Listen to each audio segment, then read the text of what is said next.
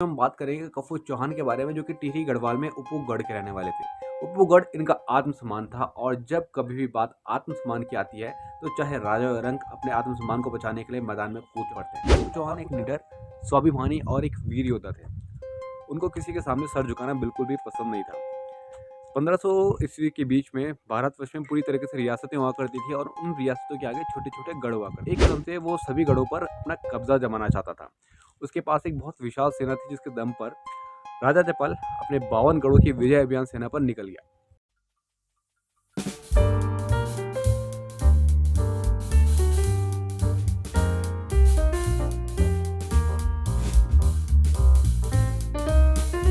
साहब की कहानी तो आप सभी को मालूम होगी। इनका नाम बड़े स्वाभिमान के साथ लिया जाता है। पूरे भारतवर्ष में एकमात्र ऐसे राजा हुए हैं जिन्होंने कभी भी दुश्मन के सामने अपना सर नहीं झुकाया।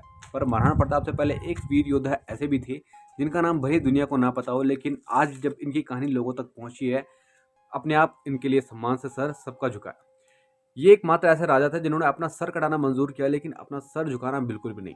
आज की वीडियो में हम बात करेंगे कफू चौहान के बारे में, जो कि टिहरी गढ़वाल में उपू गढ़ के रहने वाले थे। उपू गढ़ इनका आत्मसम्मान था, और जब कभी भी बात आत्मसम्मान की आती है तो चाहे राजा या रंक अपने आत्मसम्मान को बचाने के लिए मैदान में कूद पड़ते हैं। और उत्तराखंड हमेशा से ही देवभूमि के साथ साथ वीर भूमि रही है, क्योंकि यहाँ पर अनेकों ऐसे वीर योद्धाओं ने जन्म लिया है जिसकी कल्पना करना भी नामुमकिन है।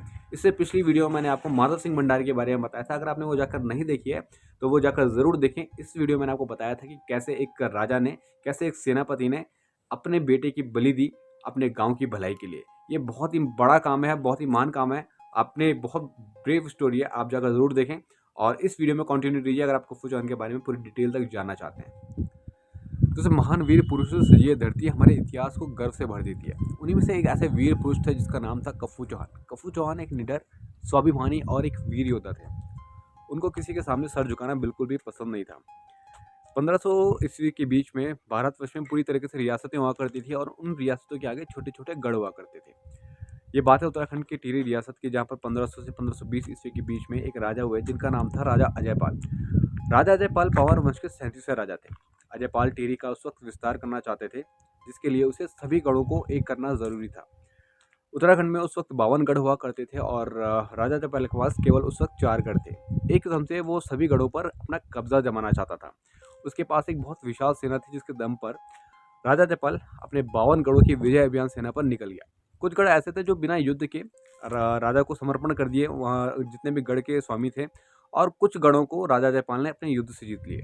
अजयपाल को लगा कि हर बार वहाँ पर जाकर उसका समय वेस्ट हो रहा है, तो जितने भी गढ़ों के स्वामी हैं, और राजा जयपाल ने वहाँ पे एक फरमान दिया जिसमें लिखा था कि जितने भी स्वामी हैं अपने गढ़ के, मेरे गढ़ों को, अपने गढ़ों को मेरे अधीन कर दें और मेरे समक्ष अपना शीश झुका दें।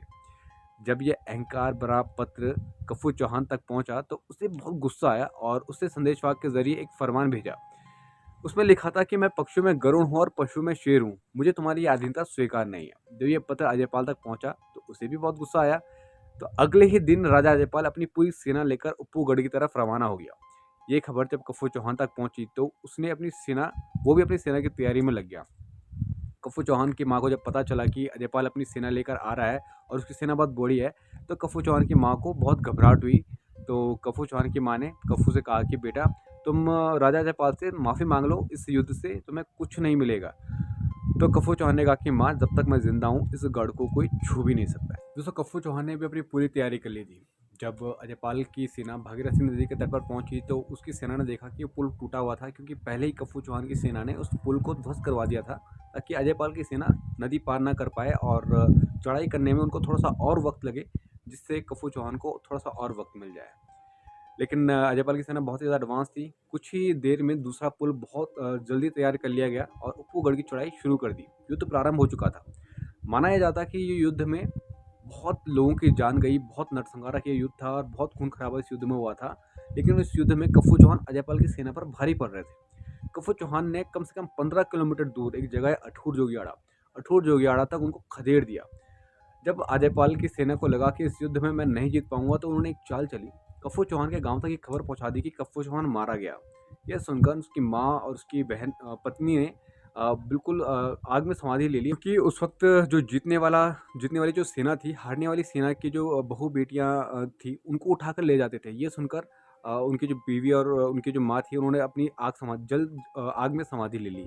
यह बात जब कफू चौहान तक पहुंची तो कफू चौहान बिल्कुल टूट गए। उन्होंने अपने सर के जितने भी बाल थे वो कटवा दिए, क्योंकि कफू चौहान का वरदान मिला था, जब तक सर में जटाएं हैं उनको कोई नहीं हरा सकता। हिम्मत टूटता देख अजयपाल की सेना ने फिर से कफू चौहान की सेना पर हमला किया और उसे बंदी बना लिया। बंदी बनाकर कफू चौहान को राजा के पास लाया गया। राजा ने कहा कि अगर तुम अभी भी मुझसे माफ़ी मांग लेते हो तो मैं तुम्हें बख्श दूंगा, लेकिन कफू चौहान ने इस बात से बिल्कुल भी इनकार कर दिया। उसने कहा कि मैं अपना सर कलम करवा दूंगा, लेकिन तुम्हारे सामने अपना शीश बिल्कुल नहीं झुकाऊंगा। यह बात सुनकर राजा ने अपने सिपाहियों को आदेश दिया कि कफू चौहान का जो सर है धड़ से बिल्कुल अलग कर दिया जाए और उस धड़ को इस तरीके से काटा जाए कि मेरे कदमों के आकर उसका सर गिरे। यह सुनकर कफू चौहान ने अपने मुंह में थोड़ी सी रेत भर ली और जब उसका सर कलम किया गया था, कफू ने इस तरह मुंह मोड़ा कि रेत जाकर सीधा राजा के मुंह में गिरी और उसका धड़ दूसरी तरफ गिरा। कहावत यह है दोस्तों कि जब उसका सर धड़ से अलग हुआ तो वो जमीन में गिरने के बाद भी उसका सर सीधा था, झुका हुआ नहीं था। तो ये जब राजा ने देखा तो राजा की आंखों में आंसू आया। उसने कहा कि हे वीर, तुम जीते, मैं हारा। आज के बाद तुम्हारे उस गढ़ पर मैं कभी भी अपना राज्य स्वीकार नहीं करूंगा। तो दोस्तों ऐसे थे कफू चौहान, जिन्होंने मरकर भी उनका जो सर था वो बिल्कुल झुका नहीं, और जो राजा थे वो जीत कर भी हार गए। तो ये जो कहानी है बहुत बड़ी प्रेरणा देती है कि अपने आत्मसम्मान और अपने स्वाभिमान के लिए किसी से भी लड़ जाते थे, जो उस वक्त के राजा महाराजा हुआ करते थे। तो आपको ये कहानी कैसी लगी है आप हमें कमेंट बॉक्स में लिखकर दोस्तों ज़रूर बताइए, और अच्छी लगी है तो इस वीडियो को शेयर जरूर कीजिए, क्योंकि ऐसी ऐसी इन्फॉर्मेशन मैं आपको अगली आने वाली वीडियो में और भी देता रहूँगा। तो चलिए आपसे मिलता हूँ मैं किसी और अगली वीडियो में, तब तक के लिए जय हिंद।